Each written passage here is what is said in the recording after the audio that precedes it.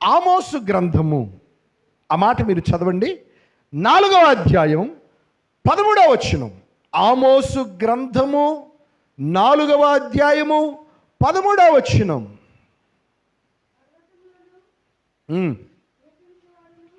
పర్వతములు రూపించేవాడును, గాలిని పుట్టించేవాడును ఆయనే, ఉదయమున చీకటి కమ్మజేయవాడును, మనుష్యుల యోచనలు వారికి తెలియజేయవాడును ఆయనే, భూమి యొక్క ఉన్నత స్థలముల మీద సంచరించు దేవుడును, సైన్యములకు అధిపతియగు యెహోవా అని ఆయనకు పేరు. 4వది ఆయన ఏ అధిపతి అయ్యా అంటే సైన్యములకు అధిపతి. చెప్పండి, ఏ అధిపతి? చెప్పాలా? లక్ష్మక్క, ఓ తవితక్క, ఏ అధిపతి? సైన్యములకు అధిపతి. చాలాసార్లు, చాలా పర్యాయాలు సైన్యములకు అధిపతి, సైన్యములకు అధిపతి, సైన్యములకు అధిపతి, సైన్యములకు అధిపతి యగు దేవా నీకే స్తోత్రమయా. తర్వాత ఏమండి? జీవము గల బలమైన యెహోవా నీకే స్తుతులయ్యా, స్తోత్రాలతో స్తుతి గానాలతో నిన్నే కొలచెదను. ఏమండి? ఆయన ఎవరంటే సైన్యములకు అధిపతి. చాలా పర్యాయాలు, చాలా పాటలు పాడొచ్చండి. సైన్యములకు అధిపతి యగు దేవా, సైన్యములకు అధిపతి యగు దేవా, సైన్యములకు అధిపతి యగు దేవా అని ప్రార్థన చేస్తూ ఉంటాం. సైన్యములకు అధిపతి యగు దేవా అని అంటూ ఉంటాం. ఇంతకున్న ఆయనకి సైన్యం ఏది? ఏమండి? ఆయనకున్న సైన్యం ఏంది? ఎందుకు ఆయన సైన్యములకు అధిపతి అని పిలువబడుచున్నారు? మీరు ఎప్పుడైనా ఆలోచన చేశారా? ఆయన అంటున్నాడు సైన్యములకు అధిపతియగు యెహోవా.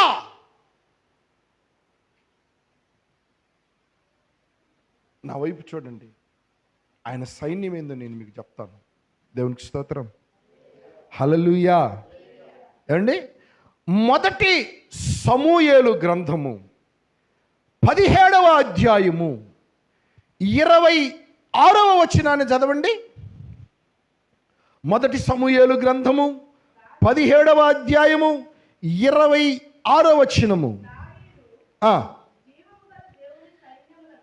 జీవము కలిగినటువంటి దేవుని సైన్యములను తిరస్కరించుటకు ఈ సున్నతి లేని ఫిలిష్తీయుడు ఎంతటి వాడు?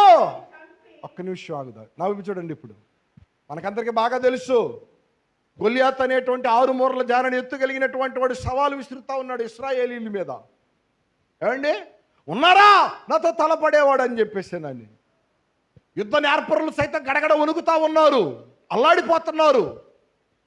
సౌలు సైతం ఏమండి ఓ మూలలో కూర్చొని గొల్యాతు దెబ్బకి భయపడతా ఉన్నాడు. దావీదు వచ్చాడండి. అంటే దావీదు అంటున్నాడు ఏమన్నా తెలుసా? జీవము కలిగిన దేవుని సైన్యాన్ని తిరస్కరించడానికి సున్నత లేని ఫిలిష్తీయుడు ఎంతటి వాడు? ఇశ్రాయేలీల జనాంగము దేవుని యొక్క సైన్యము. Praise the lord. అండి, ఆయన సంఘము, ఆయన సైన్యము.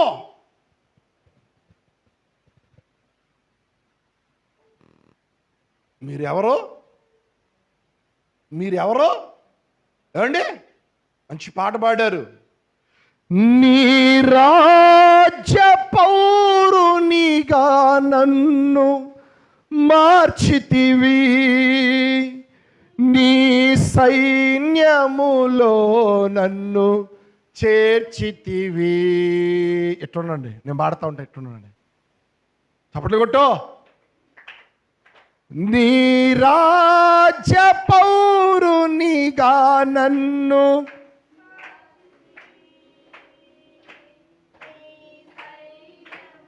డ్రమ్ము ప్లే చేస్తారా? డ్రమ్ము కొట్టేవాళ్ళు లేరా?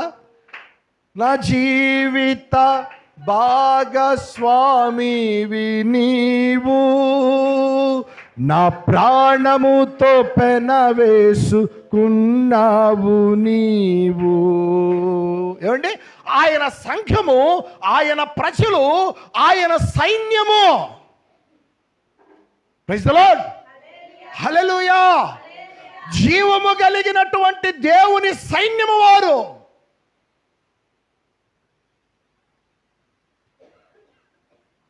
పరమగీతముల గ్రంథంలో ఒక మాట అన్నారండి, మీరు చదవండి.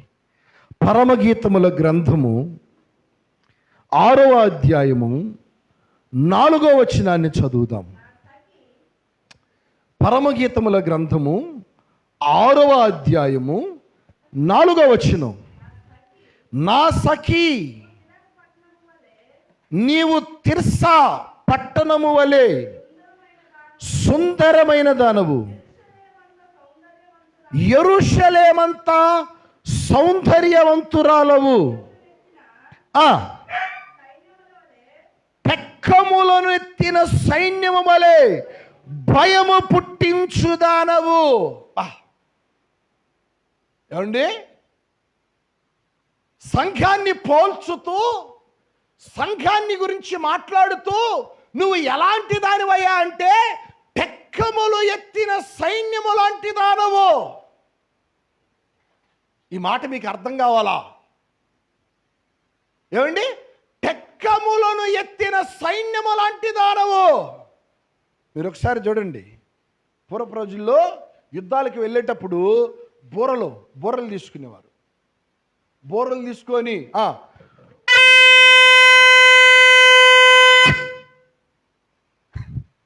అని ఊదారనుకో, శత్రువులకి ఏం కలిగేదో తెలుసా? భయం పుట్టుకొని వచ్చేది. భయం. ఏమండి? శత్రువులు భయపడేవారు, శత్రువులు భీతి చెందేవారు. అరే బాబోయ్, వాళ్ళు యుద్ధాన్ని ప్రకటించేశారు, ఇక మనం ఏం చేయాలి అని చెప్పేసి అని గడగడ గడగడ గడగడ గడగడ వణికిపోయేవారు. దేవునికి స్తోత్రం. హల్లెలూయా. సంఘాన్ని గురించి మాట్లాడుతూ అంటూ ఉన్నాడు, నీవు తిర్సా పట్టణం వలె సౌందర్యవంతురాలివి. నువ్వు చూడటానికి ఎలా ఉన్నవయ్యా అంటే టెక్కములు ఎత్తినటువంటి సైన్యము వలె. ఏమండి? సైన్యమంతా కూడా ఆయుధాలు ధరించి, సైన్యమంతా కూడా బోరలు పట్టుకొని, సైన్యమంతా కూడా కలిసి యుద్ధ రంగంలోనికి దిగి, ఏమండి, యుద్ధ రంగంలోనికి దిగి బోరలు పట్టుకొని ఊదుతున్నారు అనుకోండి. ఎలాగా?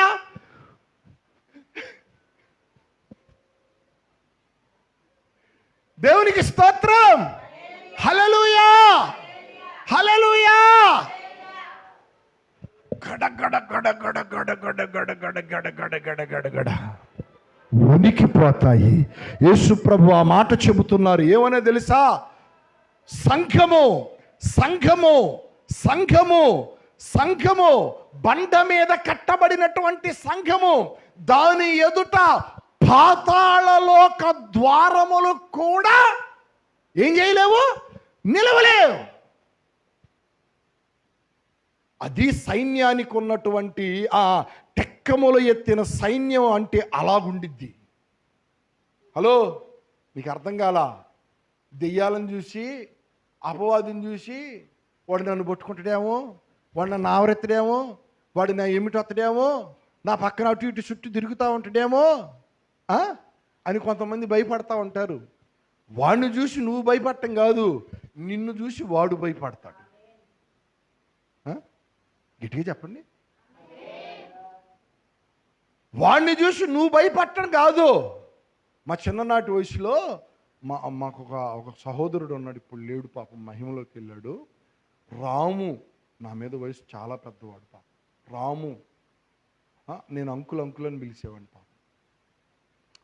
మా చిన్ననాటి వయసులో 15 సంవత్సరాలు 14 ఏళ్ళప్పుడు కొంతమంది యవ్వనస్తులను తీసుకొని పోయి, అప్పుడు ఆయన గారికి ఉన్నటువంటి తృష్ణ పాపం యవనస్తులు కొంతమందిని ఎంటబెట్టుకొని పోయి కాస్త పొలాల్లోకి ఆ తోటల్లోనికి తీసుకొని పోయి ఒక రౌండ్గా కూర్చొని వాళ్ళకి కొద్దిగా స్వార్థ చెప్పేవాడు, ప్రార్థన చేసేవాడు.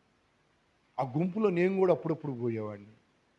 వాళ్ళకి కాస్త పొలం ఉంటే ఆ పొలంలో ఒక గుడిసేసి ఆ గుడిసెలో యవనస్తులను గుర్చుకొని ప్రార్థన చేపిస్తూ ఉండేవాడు. శుభ్రంగా మంచిగా ఆర్ఆర్కే మూర్తి గారి వాక్యాలు వినిపిస్తూ ఉండేవాడు, ఒక టేప్ రికార్డు పెట్టి. కొద్దిగా అవసరమైతే ఆయన తినేది తెప్పించేసి వాళ్ళకి పెట్టేసి ఆ రీతి ఆడబండుకొని మళ్ళీ మరుసటి రోజు లేచి ఎవరి పనులకి ఎవరి స్కూళ్ళకి అట్లా వెళ్ళిపోయేవాడు. నేను కూడా పోయేవాడిని, పొలాల మీదకి వెళ్ళేవాడిని, అందరితో పాటు కలిసి కూర్చొని ఒక రౌండ్గా సక్రియ కూర్చొని పురుషులు బట్టికి ప్రార్థన చేసుకుంటూ ఉండేవాడు. మాకేం రాదు, ఆయన చేసేవాడు, మేము వినేవాళ్ళం, ఏదో రెండు అట్ట అనేవాళ్ళం. ప్రార్థన చేసిన తర్వాత అడిగేవాడు, మీకు ఎలా ఉందని అంటే, ప్రార్థన చేసేటప్పుడు ఒక్కొక్కరు ఒక్కొక్క రీతిగా చదువుతూ ఉంటారు. నేను పోయి ప్రార్థన చేస్తుంటే పక్కన ఏదో గల్లు గల్లు మంటుందని ఒకళ్ళు, గల్లు గల్లు మంటని అని ఒకళ్ళు, తిరుగుతుందని ఒకళ్ళు, నా చుట్టే ఏదో నల్లగా కనపడుతుందని ఇలా చెప్పుకునేవాళ్ళు. ఏమండి ప్రార్థన చేయబోతున్నారంటే ఖచ్చితంగా మీరు ప్రార్థన చేయబోతున్నారు కాబట్టి అపవాది ఎలాగైనా సరే మీరు ప్రార్థన చేయకుండా ఆపటానికి ప్రయత్నం చేసి, శబ్దాలు రావు కానీ వినపడతాయి అంతే. మీరు ఎప్పుడైనా విన్నారా అండి? మీరు ఎప్పుడైనా విన్నారా? ఎప్పుడన్నా ఒంటరిగా పొలాలకు గిలాలకి వెళ్తారు చూడండి, పనులకి ఎవరో లేనప్పుడు ఒంటరిగా కూర్చొని ప్రార్థన చేయండి, అప్పుడు వినపడతాయి.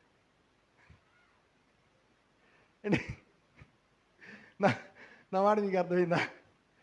ఏండి, వాడిని చూసి మనం భయపడటం కాదండి, ఓ మోకరించినటువంటి విశ్వాసిని చూసి సాతానుడు గడగడలాడతాడు అండి. సాతాను సామ్రాజ్యాలు కోల్చబడతాయి.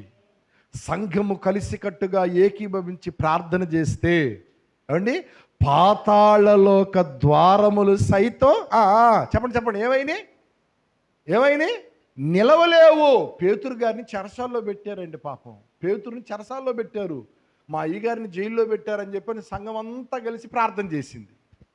ఏమండి ఎవరన్నా ఊహిస్తారండి? మా అయ్యగారిని జైల్లో పెట్టారని చెప్పి సంఘం అంతా ప్రార్థన చేస్తుంది. వీళ్ళు ప్రార్థన చేస్తానే ఉన్నారు, ప్రార్థన ముగించబడలా. ఏమండి వీళ్ళ ప్రార్థన ఆ చెరసాలలో వేయబడిన దైవజనుడిని విడిపించింది, ఆ తలుపులు బద్దలు చేసింది, దైవజనుని బయటికి తీసుకొని వచ్చింది, దైవజనుని వాళ్ళ మధ్యకి నడిపించింది. ఆగిపోయాయి సంఖ్యల్లో ఏమన్నా ఆపాయా? హలో, సంఖ్యలు ఏమన్నా ఆపాయా? ఆపలేదు. టెక్కములను ఎత్తిన సైన్యము సంఘము. ప్రైజ్ ద లార్డ్, హల్లెలూయా. మరొక మాట అన్నాడు, ఆ మాట మీరు చూడండి. మరొక మాట అన్నాడు, 10వ వచనం, అదే పరమగీతముల గ్రంథం 6వ అధ్యాయం 10వ వచనం. సంధ్యారాగము చూపట్టుచు చంద్రబింబమంత అందము గలదై, సూర్యునంత స్వచ్ఛమును కలలను గలదై, వ్యూహిత సైన్య సమభీకర రూపిణియగు ఈమె ఎవరు? మరొక అనుభవం ఏమిటయ్యా అంటే, ఏమండి వ్యూహిత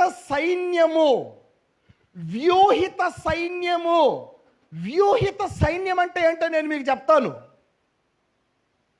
ఏమండి యుద్ధ రంగంలో యుద్ధం చేసేటప్పుడు ఒక్కొక్కరు ఒక్కొక్క స్ట్రాటజీని వాడతారు. మీకు అర్థమవుతుందా? ఒక్కొక్కరు ఒక్కొక్క రకమైనటువంటి స్ట్రాటజీలను వాడుతూ ఉంటారు. కొంతమంది ఒకే మందగా పోతారు, కొంతమంది ఏమండి అటొక గుంపు ఇటొక గుంపు మధ్యలో ఒక గుంపు శత్రువులను చుట్టుముడతా ఉంటారు. ఏమండి ఒక్కొక్కరు ఒక్కొక్క రకమైన స్ట్రాటజీలు వాడుతూ ఉంటారు. ఇప్పుడు నా వైపు చూడండి, వ్యూహపరచబడినటువంటి సైన్యం ఎలాగున ఉండిద్దో మీకు అర్థమవుతుందా? వ్యూహపరచబడినటువంటి సైన్యము ఏ రీతిగా ఉండిద్దో. దేవునికి స్తోత్రం. హల్లెలూయా. అప్పుడప్పుడు సడన్గా ఆ యుద్ధ వాతావరణాలు అలుముకుంటాయండి, యుద్ధ మేఘాలు అలుముకుంటాయి. కొన్నిసార్లు సడన్గా శత్రువులు వస్తారు, వాళ్ళ పని వాళ్ళు చేస్తూ ఉంటారు. ఏమండి, ఒకవేళ లేటుగా ఇంటెలిజెన్స్ కనిపెడితే వాళ్ళ మీదకి దండెత్తడానికి అప్పటికప్పుడు అలర్ట్ ఇస్తూ ఉంటారు. ఆగ మేఘాల మీద యుద్ధ ప్రాతిపదికన అనే మాట మీరు ఇప్పుడు విన్నారా? హలో, ప్రభుత్వాలు వాడుతూ ఉంటాయి ఈ పదం. యుద్ధ ప్రాతిపదికన చెప్పినటువంటి పథకాలు అమలు చేయండి అంటూ ఉంటారు కొంతమంది. అంటే వెంటనే, ఇక ఆలస్యం చెయ్యకూడదు. Don't delay. అస్సలు ఒక్క నిమిషం కూడా ఆలస్యం కాకూడదు, అంతే. వెంటనే యుద్ధం జరుగుతుంటే లేటుగా వెళ్తారా సైన్యం? ఎలా వెళ్ళిద్ది? ఎలా ఉండిద్దండి? మందు గుండి రెడీ చేసుకుని మొత్తం సంసిద్ధులుగా ఉంటారు. ఆ సైన్యము దిగుతూ ఉంటుంటే, ఆ సైన్యము యుద్ధరంగంలో కనబడితేనే గుండెలు అవిసిపోతాయి. దేవునికి స్తోత్రం. హల్లెలూయా. సంఘము వ్యూహపరచబడినటువంటి సైన్యం లాంటిది. Praise the lord. నా మాట మీకు అర్థమవుతుందా? సంఘం ఎలాంటిది? వ్యూహపరచబడిన సైన్యము లాంటిది. మీరొక వ్యూహపరచబడిన సైన్యం.